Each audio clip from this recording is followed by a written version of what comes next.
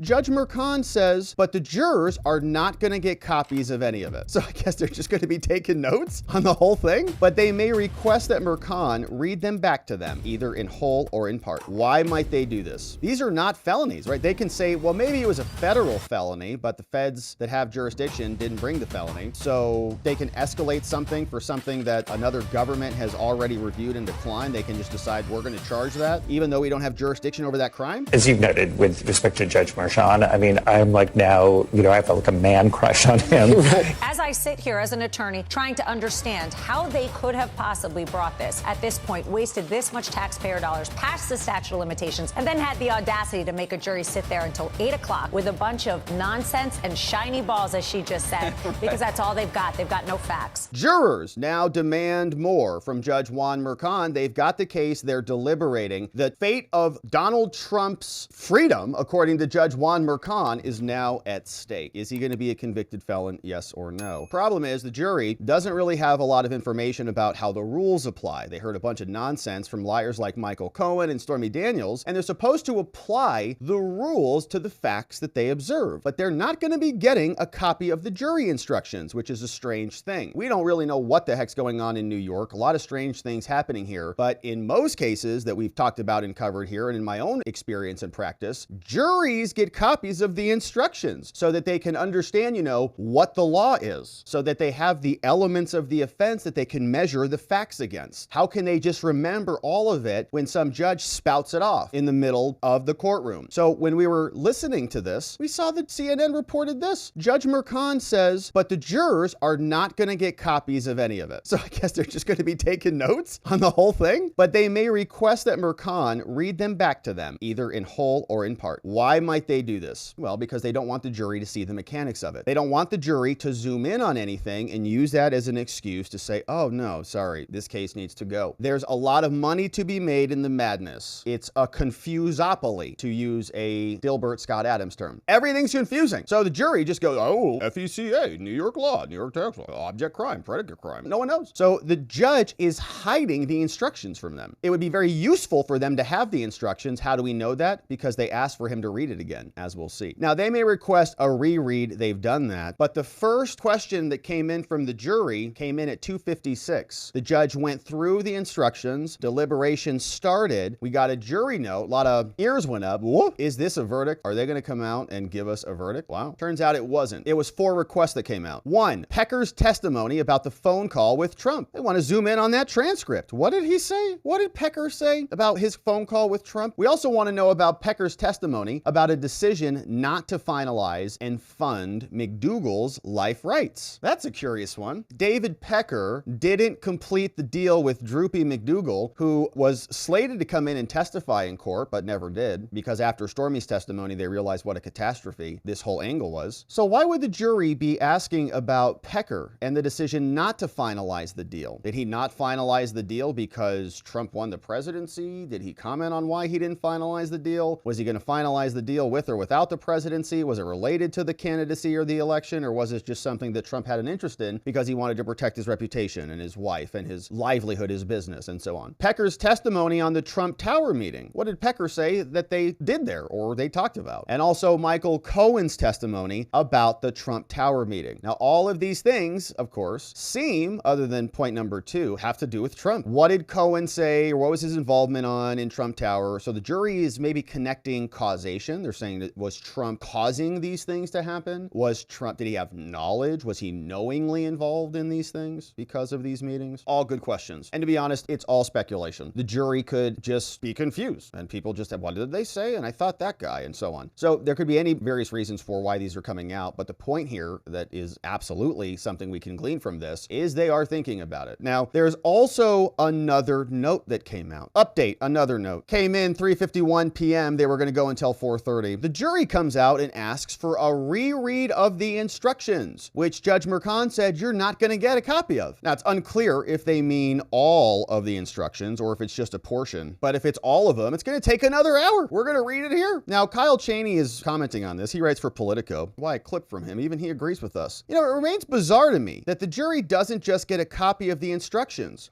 Yeah, as they often do in other courts. Yeah, that's true. Why didn't they get one here? Is there an advantage to withholding them, well, you might say that the jurors might haggle over the language and get confused in the legalese, and that's not their job. And the court's going to say, well, it's my job to instruct them on the legalese. It's all code. It's all ridiculous. You explain it to them. You just read it to them. So why don't you give them a copy? They get transcripts of everything else, but you're not going to give them a transcript of what you just read to them. It's so that they can cover this up, because the last thing they want them to do is to play Where's Waldo? And let's talk about what that means. Kyle Cheney asks, some reason this would sharpen their thinking if they have to just listen to me and write everything down real fast? How does this work? How does this work? How does this work? It's the spaghetti approach. They're just throwing everything at the wall to see what sticks. If you tell the jury how to disambiguate all of that, then they're going to do that. So you just keep them in the dark. But either way, they are thinking about it. And this is good news. I got to imagine Trump's defense team is very happy about that when that first note comes out and we have a possibility of a verdict being rendered. We all kind of waited and held our breath. But they're thinking about it, and they are now gone for the day. So there will be more deliberations ahead. And let's get into what happened today, now that we know that there are questions that came about. Trump was in court. Speak to cameras today, but you just gave the old fist pump. Wave and the fist bump, and a little bit of that before going into that courtroom where the jury will be given the instructions. Gold tie, looking sharp, Mr. President. And so let's see what happened in court today. As per usual, we're going to start off with Inner City Press, Matthew Russell Lee reporting. He says, all right, we got 1 hour in court. Judge Merchan presiding. Everybody's in court. We saw Trump walk in. He has nothing to say, but he gives us the Make America Great Again fist pump of victory. Court's in session. All rise. Judge Merchan, he's walking in, sits down. Please be seated. Clerk of the court announces, this is the time set for the people of the state of New York against Donald Trump, indictment number 2023001. Judge Merchan says, all right, good morning, government. Good morning, defense. You were both shown the verdict sheet. Anything we need to address on that before we begin today? Government says, Your Honor, we noted an omission on page 40 that we're not happy with. For the 34th count, it should say the check number in there. So there's a little bit of a missing check number in there. And so we're going to correct that before this goes over to the jury. Very well, we'll make that change. Anything else? Nothing? Okay, get the jury, please. Judge Merchan brings the jury in. All stand. Jury's now seated, and he begins. Merchan says, good morning, jurors. I will now instruct you on the law. Merchan reads through his instructions, and he reads them. He says, I will first review the general principles of law that apply to this case and to all criminal cases. And you've heard me explain some of those principles at the beginning of this trial, and I'm sure you can appreciate the benefits of me repeating those instructions now. Next, I will then define the criminal crimes charged in this case. I'm going to explain the law, and I'll explain the elements as well, and then I'll outline the process for your deliberations. Now, this is going to take at least an hour, and you will not receive copies of them because I don't want you to have the instruction manual. You've been here for weeks now, and this would be very helpful for you, but I want you to do what I want you to do, and if you read this in detail, you might not do that, so you don't get copies. You may, however, request that I read them back to you, in whole or in part, as many times as you wish, and I will be happy to do so. They've already done that. Now, he says, during these instructions, I will not summarize the evidence. If necessary, I may refer to portions of it, but my reference to evidence or my decision not to refer to evidence doesn't mean anything. In fact, nothing I've said throughout this entire trial was meant to suggest that I have an opinion on this case. If you think I do, you can disregard that opinion. The level of my voice or intonation, says Judge Merchan, may vary during these instructions, and if I do that, it's done to help you understand. I'm trying to read like Robert De Niro. It is not done to communicate any opinion about the law or whether he is guilty. Now, it is not my responsibility to judge the evidence here. It's yours. You are the judges of the facts, and you are responsible for deciding whether Trump, the defendant, is guilty or not guilty. Now, remember, ladies and gentlemen, you promise to be a fair juror. A fair juror is a person who will keep their promise to be fair and will not permit the verdict to be influenced by bias, race, gender, religious practice, sexual orientation, or other things. A fair juror must be mindful of any stereotypes or attitudes and must not allow those to affect their verdict. As I've explained, we all develop and hold unconscious views, and some of those unconscious views may come from stereotypes. As a juror, you are asked to make a very important decision about another member of the community, the president. I know you would not want to make a decision based on stereotypes. Justice requires this. And jurors, you will recall that during jury selection, you agreed that you would set aside any personal biases that you might have here in favor of or against Trump, and that you would decide this case fairly on the evidence and the law. And again, I direct you to decide this case on the evidence and the law as it relates to Trump here. Set aside your personal opinions. And remember, you may not consider or speculate speculate about matters relating to a sentence or to any punishment. If the verdict is guilty, I will impose the sentence. Because again, we don't want jurors to feel bad about sending someone to prison for 35 years for a drug crime or something like that. Kind of makes the whole system look ridiculous, so they just keep the jurors in the dark, makes them feel better about themselves. Now they continue, they say, when you judge the facts, you are to consider only the evidence. And the evidence in this case includes witnesses, evidence agreed to by stipulation, which is an agreed upon exhibit, testimony which was stricken or which an objection was sustained must be disregarded. So you cannot consider that. Exhibits that came in, exhibits that were just seen during trial but not coming into evidence are not available for you. But testimony based on those exhibits can be considered. It is just the exhibit itself is not available for your inspection and consideration. Testimony based on those exhibits, so all the exhibits. Now, in evaluating the evidence, you may draw inferences. What is an inference? Well, here's one. Let's say, for example, you go to bed one night. It's not raining when you lay your head down to sleep. But when you wake up in the morning, you look out your window. You do not see rain, but you see that the street and the sidewalk are wet and that people are wearing raincoats and they're carrying umbrellas. Now, under those circumstances, it may be able to infer, that is to conclude, that it rained during the night. In other words, the fact of it having rained might be inferred from the fact that people are carrying raincoats. An inference must only be drawn from a proven fact or facts that logically flow, and you can consider your experience. Now, as you know, certain things were redacted, and you can't draw any inferences from any things that were redacted. And I now want to provide you with some limiting instructions. So during the trial, I instructed you several times that certain exhibits were coming in, and they were being accepted into evidence for a limited purpose only, and that you were not to consider it for any other purpose. Now, under the law, we refer to that as a limiting instruction. I will now remind you of some of those limiting instructions. Now we get into some of the meat and potatoes of what happened in the case. He says, you will recall that you heard testimony while David Pecker was at AMI, and AMI entered into a non-prosecution agreement with federal prosecutors, as well as the FEC. And I remind you, that evidence was permitted to assist you in assessing David Pecker's credibility and to provide context. You may consider that testimony for those purposes only. And think about yourself as a juror. You're thinking, what the hell is this guy talking about? Limiting instructions, David Pecker, I can only consider his testimony for what stuff? For his credibility? Like, this is complicated legal stuff. Neither the non-prosecution agreement nor the conciliation agreement, and these people don't know what this stuff is. What? An NPA? A conciliation agreement with the FEC? What the hell are they talking about? You may not consider them in determining whether Trump is guilty or not guilty. You go, okay. They say from Michael Cohen, you also heard testimony that the FEC investigated Michael Cohen and the Stormy Daniels payment. That evidence was permitted to assist you, the jury, in assessing Cohen's credibility. You may consider that for that purpose only. And likewise, you're going to recall that Cohen also pleaded guilty to violating the FECA. And I remind you that that was again for his credibility and to provide context for the events that followed. You may consider that testimony for those purposes only. So neither the fact of the investigation or the fact that Cohen pleaded guilty constitutes evidence of Trump's guilt, and you may not consider them for determining that Trump is guilty or not guilty. Now, you will recall that certain Wall Street news articles were accepted. I remind you the articles were accepted only for a limited purpose for context. Other hearsay may have come in. For example, there was the National Enquirer headlines, but we were just demonstrating how that was being published and being documented. There were also some other text messages with respect to Gina Rodriguez's text and 257. So again, this is how insane this is. Are they writing all of this down right now? Judge says there were some text messages that were accepted. So People's Exhibit 171A with Gina Rodriguez's text. The juror's like, what? 171A. Okay, writing that down with Gina Rodriguez. And 257 with respect to Chris Cuomo's. They go 257, Chris Cuomo. Those text messages were accepted for the limited purpose, providing context for Dylan Howard and Michael Cohen. Jury goes, what the hell's going on right now? What? Remember this? Then he says, the exhibit which were accepted into evidence with a limited instruction are these: 152, 153A, 153B, 153C, 161, 171A, 180, 181, and 257. Jurors are going, mine's just what? And they're not going to get a copy of this, so they have to write all this down. It's total bedlam. It's madness. If you have any additional questions or need clarification,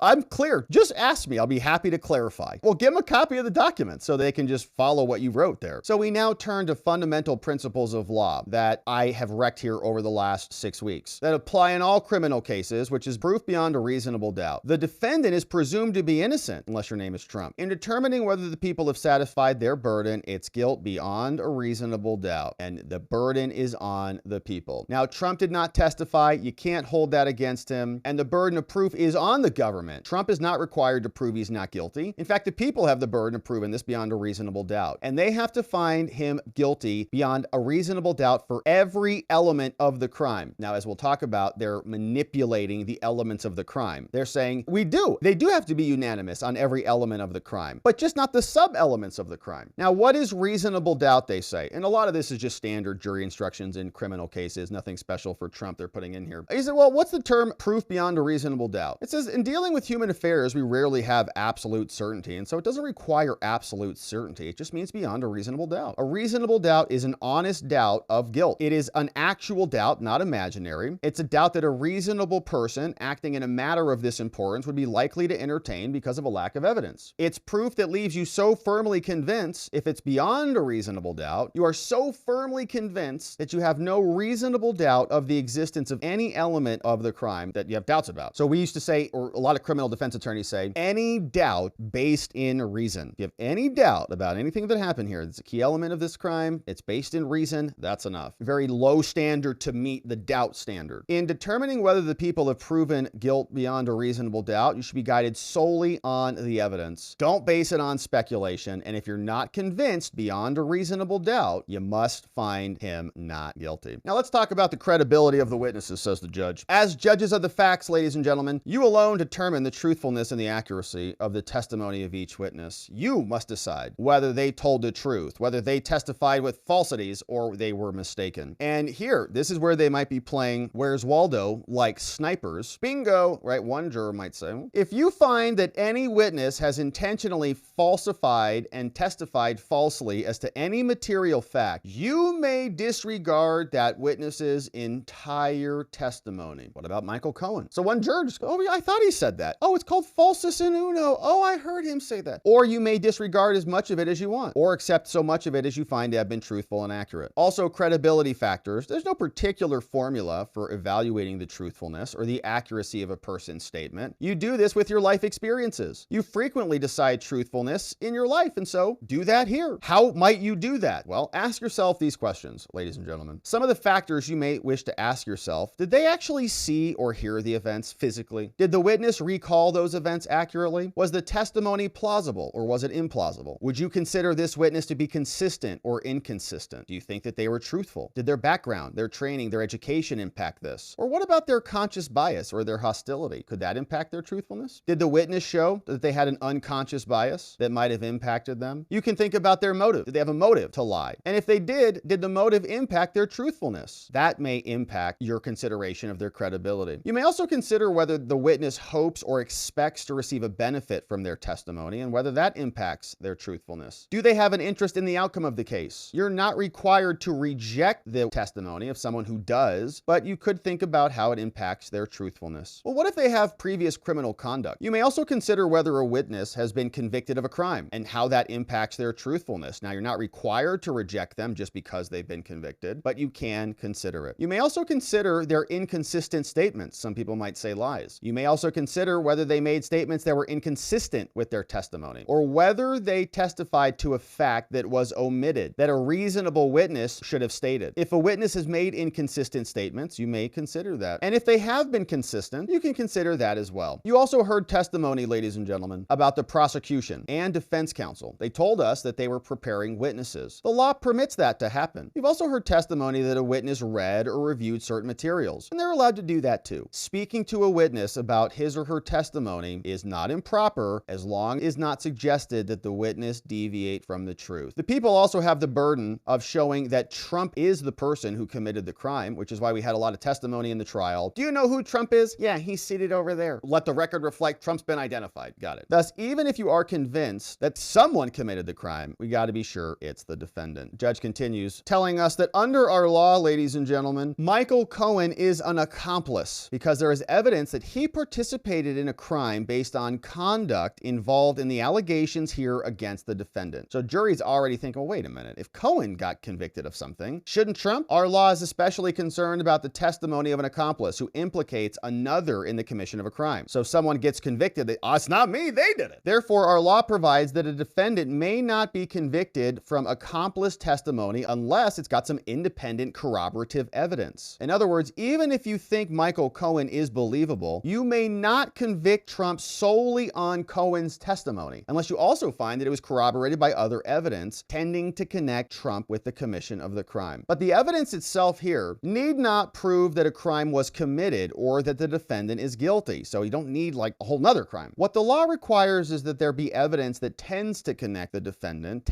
with the commission of the crime charge in a way that may reasonably satisfy you that the accomplice is telling the truth. And in determining whether there is necessary corroboration, you may consider whether there is material, believable evidence apart from the testimony of Cohen that you may consider. You may also consider whether there is material and believable evidence aside from Michael Cohen, which, while it does not itself tend to connect Trump to the crime, it nonetheless harmonizes the narrative. It harmonizes the narrative. Isn't that beautiful? And tends to connect Trump to the crime. It feels like it resonates.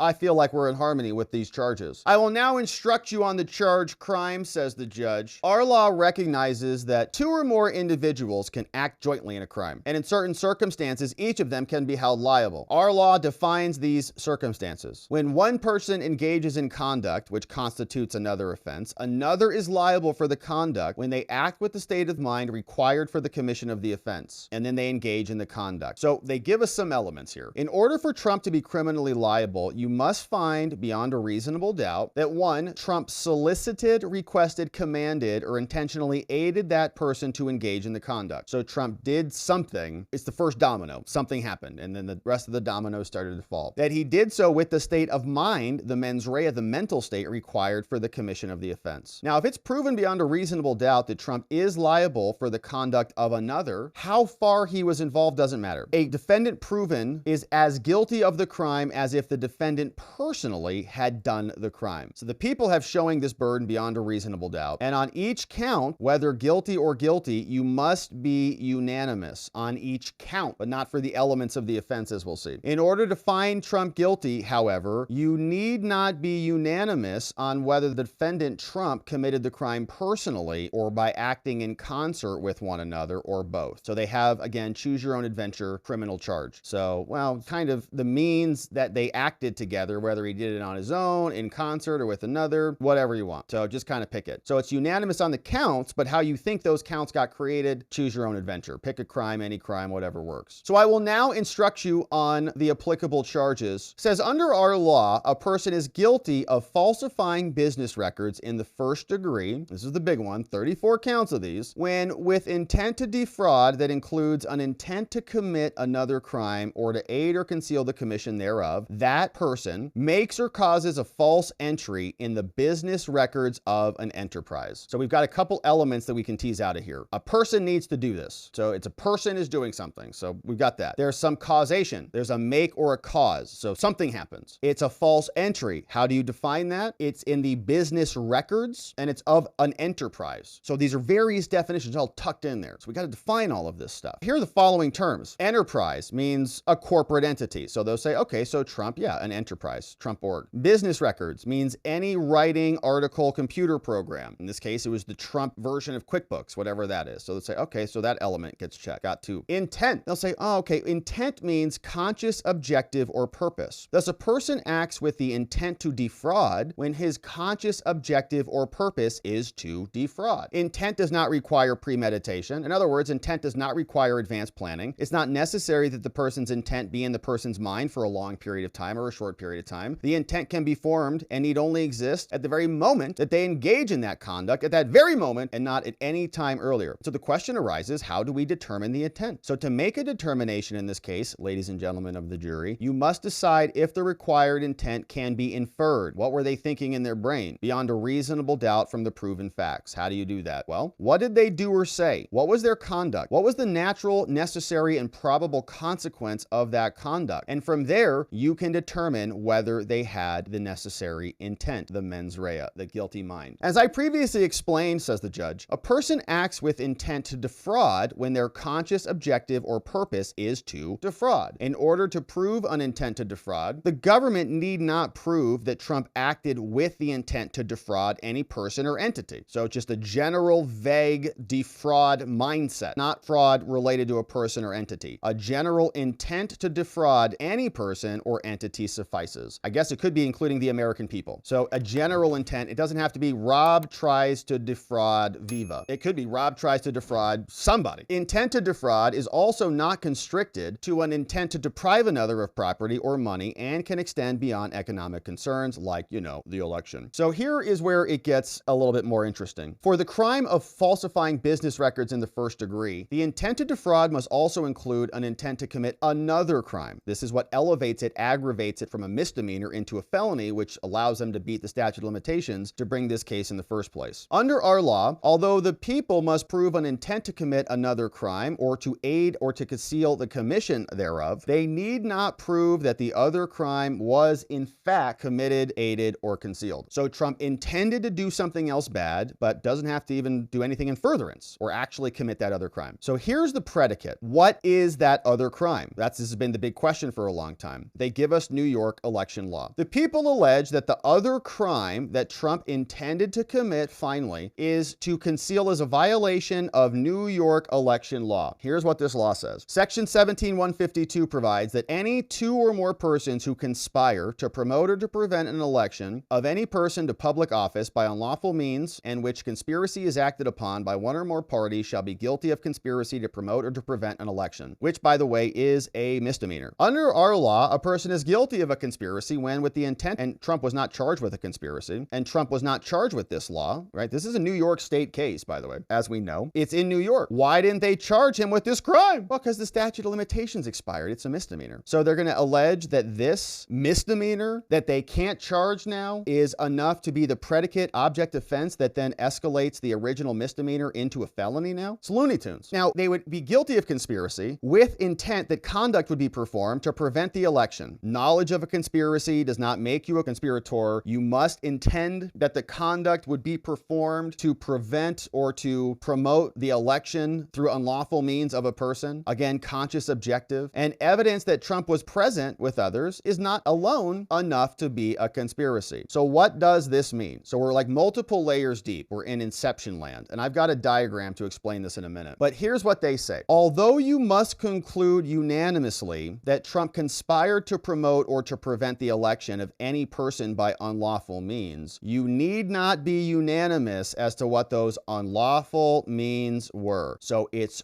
choose your crime, any crime. Pick a crime, any crime, doesn't matter. In determining whether Trump conspired to promote or to prevent the election of any person to a public office by unlawful means, you may consider the following: violations of the FECA, which the federal government declined, and they don't have jurisdiction over because this is a state case; falsification of other business records; or 3, violation of tax laws. And so other business records, again, not charged here, but they referenced in their other jury instructions, they were making the argument that this was the 1099. They were saying that these were the LLC formations that Michael Cohen was created. So he falsified LLCs for false business purposes. They fraudulently filed tax forms. So they're saying, oh, that's enough. And they had a whole smorgasbord of other items. So they'll just say that that's enough. Or violation of tax laws. Now, the first of the people's theories, so the judge is giving them a coloring book, paint by numbers. Just put your yellows in square 1. Put your browns over here in box 2. Under the Federal Election Campaign Act, it's unlawful for any individual to willfully make a contribution to any candidate, and you can't exceed $2,700. So the jurors will think, oh, Michael Cohen gave Trump a benefit of $130,000. That's more than $2,700. They just hear the numbers. Judge would not allow the expert to come in and even testify about the FECA. It's also unlawful under the FECA for a corporation to willfully make a contribution, and for the purposes of these prohibitions, an expenditure made in cooperation, it's like written to incriminate Trump, because no one knows what the hell this means on the jury. We didn't have an expert witness come in and talk about this. He has not been charged with this crime, but the jury can just choose their own adventure. They just pick it. That sounds right. The term contribution and expenditure, which Trump has never been charged with, are now for your decision. Under federal law, a third-party payment, so Cohen's payment of a candidate's expenses, is a contribution. If the payment would have been made even in the absence of the candidacy, then it should not be treated as a contribution. And these contributions do not include any cost incurred in covering or carrying a news story, commentary, or editorial, so long as the activity is a normal, legitimate press function. So the FEC may not even apply. This is called the press exemption. For example, the term legitimate press function includes solicitation letters as seeking new subscribers to a publication. So again, the jury is going to have to go through all of this and write this down? Okay, wait, I thought you just said up in these paragraphs that the FEC applies. You can't give somebody more than $2,700. It sounds like like somebody did that, but I guess you can. So I guess you can buy stories under the FEC if there is a legitimate press function. What on earth? Jury is totally lost. Now, the second of the people's theories of unlawful means, which I will define for you now, is the falsification of other business records. You can do a business falsification crime in the second degree when you make false entries, and I previously defined the terms for you. The judge says here, okay, well, for the purposes of determining whether the falsifying business records in the second degree was an unlawful means used by a conspiracy to promote or to prevent an election here, you may consider any of these items, whatever you want, just pick one. Here's how easy he's making it for them. It's like a buffet. You can choose the bank records associated with Michael Cohen's account formation paperwork for Resolution Consultants and Essential Consultants, LLC. You heard from the bank guy. He said that he created those bank accounts for the wrong purposes. So just pick those and just think that Cohen did that for Trump. You can also use the bank records associated with Michael Cohen's wire to Keith Davidson. Okay, Trump's not involved in any of that. Trump didn't wire anything to Keith Davidson. Trump didn't form and fill out the LLCs and go in there and create fraudulent LLCs, or there's no evidence he instructed him to do any of that. The invoice from Investor Advisory Services to Resolution Consultants, number 3. So again, 3, whatever, just pick one. And 4, jurors, you can also decide that the 1099 miscellaneous form is also that they issued to Michael Cohen, the contractor form, is also fraudulent. So whatever you want, you can pick any 3, it doesn't matter. Or here's another one. Any of those 4 plus the FECA plus this one, they've got 5 options. He says the people's third theory of unlawful means, whatever you want, just pick one, which I will define for you now, is violation of tax laws. So Trump is defending against 3 separate subcrimes that were never charged. And of the one subcrime, which is falsifying business records, there are 4 subcrimes that they can pick from. Interesting times, isn't it? Under New York State and New York law, it's unlawful to supply false or fraudulent information with tax returns. It's also likewise unlawful for a person to willfully make any tax return statement or provide any other document that they think is not true. Now let's just pause here, and I want to diagram what we just saw. So those were the jury instructions, and we roughly went through some of the elements of the offense. And let's go down multiple layers in our inception chart. Obviously, we talked about a person. There needs to be some causation. Somebody did something. There was a false business record. Still don't really know what that is. They said it was not a legal expense. It was not a legal retainer. They say it was sort of a campaign expense, but they didn't say that it should have been labeled as a campaign expense. There's also some rumors that it was a 2016 activity, legal action that was paid for in 2017. They wrote the invoices for 2017, for 2018. But I think the idea is that it was just a campaign expense, but they didn't really explain to us what this should have been written as. I don't think it matters. They would have charged them anyways. An enterprise, which is Trump Organization. Now, then we get the intent to defraud. At this level, this makes this just a misdemeanor offense. It's intent to defraud. It's a misdemeanor. So they needed to aggravate this. How did they do that? They said there is an intent to commit or to conceal, to cover up another crime. And when you add that in there, intent to defraud, but an intent to also defraud and conceal another crime, that turns it into a felony. That's why we're here. That extended the statute of limitations. This whole case wouldn't have been brought if they couldn't have found this justification for aggravating the crime. Now, when we zoom out on all of this, this is literally what we just read. So in order for this to be aggravated, they have 3 options. 1, the FECA. Problem with this case, of course, is that the feds already declined this. They looked into it. It wasn't a crime. Michael Cohen took a guilty plea. He pleaded guilty to some conduct that is overlapping with this case, according to them. But Bragg has no jurisdiction over federal election crimes or anything in this wheelhouse at all. So they are leaving that as one option. New York unlawful means, election rules. There's other options there. And then there are the tax crimes. So they could go to any one of these. They could say, okay, that one satisfies the checkboxes. They go this way, boom, boom, boom. That satisfies this prong. They go this way, they could go this way, and they could go this way, and just check any of these boxes to satisfy that final element and then come to the conclusion that Trump is guilty. If they want to go down this middle route, they could also go this way. So they could basically put the FECA over here and just say, well, under New York election unlawful means, that's also FECA or a New York tax violation. But then they also have these 4 other options. Cohen's paperwork was bad. Invoice from advisory services, the wire transfer, the 1099 form, all of this stuff. So they have multiple options. All they have to do is just connect these dots on any one of these. The judge has laid out a criminal buffet for them. And the jury still has questions. They're still asking about this. So that is where we're at. Now they give us some case and count specific charges. And so let's see what is here. They say, in order for you to find Trump guilty of a crime, 1, under count 1, here's what you have to prove. And of course, we know what those are. On February 14th, in the county of New York, Trump personally, acting in concert with other people, created or caused a false entry in the business records of an enterprise. Specifically, an invoice came from Cohen. They marked it as a record. It was maintained by Trump, and then they cut a check. And they did so to cover up or to conceal the creation of another crime. And if you find that they've proven this beyond a reasonable doubt, and any one of those crimes that we just talked about would suffice, or it's not even crimes, any LLC documents, you must find him guilty of this crime. And you now have heard me define the count for count 1. There are 33 remaining counts. Each one is the same. The only difference is that each count pertains to a different business records. So I'm only going to repeat this once. I'm not going to read it 34 times. Of course, you can ask me to repeat it, but here is where he goes through all the counts: 13th count, 15th count. We know what the dates are. We know what the times are. It's the same thing times 34. So he gets all the way through those: 32nd, the 34th count, and then he gives us the falsification of business records statute. As I previously explained, we've already talked about the intent to defraud. In order to prove an intent to defraud, the people don't need to prove that he tried to defraud anything specific. Just general is enough. We also know that they don't need to prove that another crime was in fact committed or concealed at all. Evidence that the defendant was present might be enough. So, ladies and gentlemen, your verdict on each count you consider, whether guilty or not guilty, must be unanimous. That is, each and every juror must agree to it. So on every count 1 through 34, they got to agree. To reach a unanimous verdict, you must deliberate with other jurors. That means discuss the evidence. Each of you must decide the case for yourself. Do not surrender an honest view. Don't hesitate to re-examine your views. Now, some jurors took notes. Any notes not taken are only an aid to your memory. Those jurors who chose not to take notes must rely on their own memories. These are for your personal use, only for recollection, and they are not a substitute for evidence that was presented here. If there's a discrepancy between what you say and what I say, I'll be happy to clarify. You may see that any or all exhibits were received in evidence. If you want to see materials, please let me know which. And if you have a question, write me a note. Under our law, the first person that is selected to be the juror is the foreperson. They may chair the discussions. And when the jury has reached a verdict, guilty or not guilty, the entire jury will be asked to come out. The foreperson will be asked whether the jury has reached a verdict. If the foreperson says yes, the foreperson will be asked then what the verdict is for each count. Finally, upon the request of the party, when they announce the verdict, we can ask whether their answers are yes or no. Is this your true verdict? Now, I will give you a form known as a verdict sheet. The verdict sheet lists each count submitted for your consideration and the possible verdicts. Please use the form to record your verdict by marking an X in the appropriate place. You will also notice I have indicated whether a count pertains to an invoice, a voucher, or a check. I've added the dates and the voucher number, so 34 counts with each one. Sole reason is to help you distinguish between the various counts. Now, here are the rules. While you're in the courthouse deliberating on this case, you're going to be kept in the jury room. You may not leave except at all. Lunch will be provided. If you have a cell phone, please give it to the court. You must deliberate about the case only when you're all gathered there. Don't discuss it when you're coming to and from the courtroom. If not all 12 of you are there, stop deliberating. During your deliberations, you must only discuss the case, no one else. If you have a question, let me know. We will work every day until 4:30. However, we can work later if the jury wishes to do so. Depending on the time you select, we may order dinner. I should explain that under our law, I'm not permitted to have conversations with you about the facts. Thus, every note you send me, do not tell me what the vote of the jury is on any count. If the juror wants to speak to me during deliberations, a meeting here in the courtroom with all parties will be arranged. No jurors, however, can tell me what is being said about the facts or the verdict or whatever the vote is. And while I will, of course, listen to whatever a juror has to say, I may not be able to respond to that juror if the response involves instructions in the law. The reason for that is we want to make sure nothing goes astray. Now, that concludes my instructions in the law, ladies and gentlemen, and we pick back up with Inner City Press reporting. He says, to the alternates, that concludes my instructions. Now, the plan is to work till 4:30 today. We're concluded. Attorneys, please approach. So they go up to the bench for a sidebar. Judge Mercan says, okay, just don't put your name on the notes, just the number. Wait, I have one more question for counsel. Come back up. They come back up for another sidebar. Mercan says, all right, jurors, there is a laptop with the evidence on it. Jurors number 4 and number 6, the tech bros, you will be shown how to operate it. So jurors, you can now step out with the 6 alternates stepping to the side. Mercan says to the alternates, every one of you was very engaged. We're grateful for your service. Alternate number 3, I saw you writing away. You went through 3 notebooks, I think. Now, we're not releasing you yet, alternates. You may still be needed yet. So hand in your cell phones and follow the court officers. Let's bring in jurors number 4 and 6 who volunteered for the laptop. Let's show them how to operate it. Mr. Blanche, has your client consented to sending the laptop back so they can see the evidence? He says, yes, Your Honor, President has. The judge says, very good. Well, do not leave the courthouse. You must stay here. Do not leave. You need to get here quickly if we receive a note. And they break. But we're back. There's a jury note. Judge Mercan's back on the record. Good afternoon. We received a jury note. It's signed by the foreperson at 2:56. It says, we request David Pecker's testimony about phone conversations with the defendant, about the decision not to finalize Karen McDougal's life rights, about Mr. Pecker's testimony about the Trump Tower meeting, and about Michael Cohen's testimony about that meeting too. They said, okay. Any objections to providing them with that testimony? No? Okay, fine. 3:51 p.m. They come back out and they say, we would like you to reread the jury instructions for us. Judge says, well, I suggest that we just bring them out, tell them we're working on the testimony that they requested earlier, ask for clarification about their instruction requests. Say, what the heck, what kind of instructions do you want? And by the way, does the laptop have any Wi-Fi on it? Then when we let the jurors go tonight, let's get our hands on the laptop. Let's disable the Wi-Fi. All right, let's turn off those drivers, shut that thing off. How many pages are we looking at for the readbacks? 30 or so? Trump's at the defendant table. He's speaking with both Todd Blanche and Emile Beauvais. They're whispering. All of a sudden, jury comes back in. All rise. The judge says, all right, ladies and gentlemen, the first note requests David Pecker's testimony on the phone conversation with Trump in New Jersey meeting and not to fund McDougal's life rights. It also says Pecker about the Trump Tower meeting. We're looking for Michael Cohen about the Trump Tower meeting. And the judge says, well, so to tell me how much of my instructions you want read back, you could go back into the jury room and send out a note. You would not have to be brought back in before you leave for the night. So I need to know what you want me to read, the whole thing or not. So go talk about it and let me know. Don't talk to anyone about the case. Don't post about it. And tomorrow, if you want to decide on this, you could decide to work late, but we're not going to go beyond 6 p.m. So you guys decide what you want to do in there. Good night. Jurors now leave. Don't talk about the case. Now on the first note, the judge says, do not leave the courtroom until you have agreed on the readback. And thank you. And court is adjourned. So we now have jurors who have no copies of the jury instructions, who have multiple options. They can just pick and choose basically whatever they want to try to convict Donald Trump. The jury has a smorgasbord buffet of options. The government laid it out for them. The judge allowed it to be laid out for them. And they still have questions. They walked right in, took one look at what Michael Cohen was cooking and said, I'd rather starve to death. Thanks, though. So we have reaction from this. Here is what Fox News was reporting. Also a little bit shocked that they can pick a crime, any crime. They don't have to be unanimous on how the crime got there. This was Fox and Andy McCarthy talking about this. They can disagree on what the crime was among the three choices. Thus, this means that they could split 4-4-4 and the judge would still treat them unanimously. What does that mean? Well, it's really outrageous because in a normal criminal case, every statutory crime has what we call elements of the offense. Like in a bank robbery case, it's, you have to rob, it's got to be a financial institution, you have to show intent. Those are the things the jury has to agree on unanimously that they were proved beyond a reasonable doubt. Here, what we're doing is taking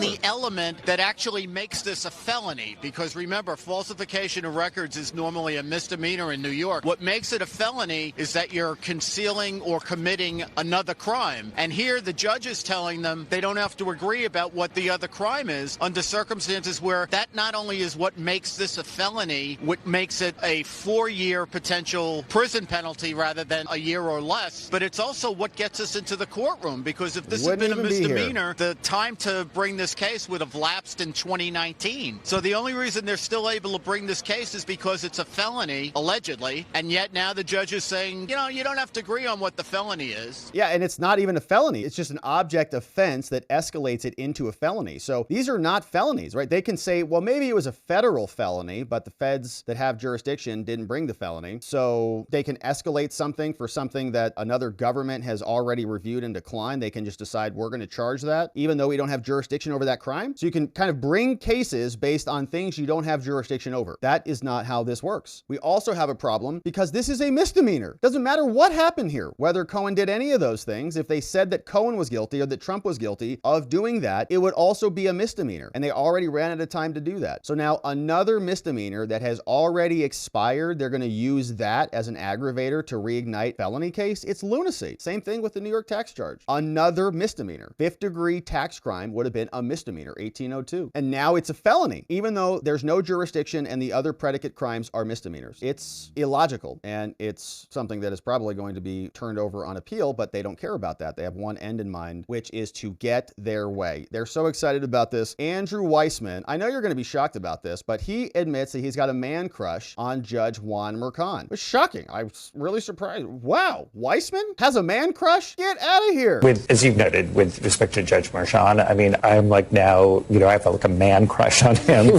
He is such a great judge that it's hard to see that the jurors wouldn't have the same impression. And you just keep on thinking, if you looked in a dictionary for like judicial temperament, that's what you get. All right, I'm gonna vomit my guts out. Has a lot of thoughts about Judge Mercan. We don't want to know what they are. So to clear out that terrible visual, let's think about and talk and hear from Alina, Habba in the house, because she showed up. She was hanging out, responding to the day's affairs. She posted on X, says, prosecution took 5 hours with no crime name to even come through this thing. No evidence was given. It's all noise and shiny balls. They've got no facts. Trump legal spokesperson Alina Habba joins me now. Alina, so you were there. Closing arguments. Todd Blanche, Trump's defense counsel, went first. And then I guess the prosecution, did 5 hours? Right. That's what you have to do when you haven't proven your case in trial. You plan that you have this great big break, and then you come up and you say, oh, guess what? I get to go do an argument. And in my entire argument, guess what, everybody? They don't get to rebut anything I say. So they took 4 hours to tell their story. I actually had to leave. I couldn't believe it. I mean, it was insane. Probably need a bathroom break. It's a very, very long closer. Yeah, but what was the point? Did they have a crime at the end of this? No. No, still they haven't named the crime. They could not give us any evidence. It was a lot of noise, and that's what we keep seeing, Jesse. There was not one bit of evidence that showed that Donald Trump had an intent to commit any crime. And I'm still, as I sit here as an attorney, trying to understand how they could have possibly brought this, at this point, wasted this much taxpayer dollars, past the statute of limitations, and then had the audacity to make a jury sit there until 8 o'clock with a bunch of nonsense and shiny balls, as she just said,